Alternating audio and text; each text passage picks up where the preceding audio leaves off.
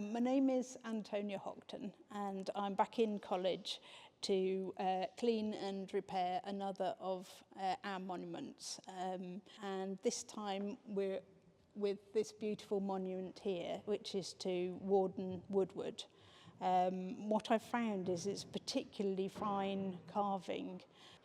And one of the details is that on the back of the warden's hands you can see the veining, and on his little finger is his signet ring with a little shield carved in it as well, and all that detail is there. The two cherubs either side, and they're carved out of alabaster, which is a particularly tricky stone to carve. The college is so fortunate in having such beautiful buildings and beautiful artwork within it.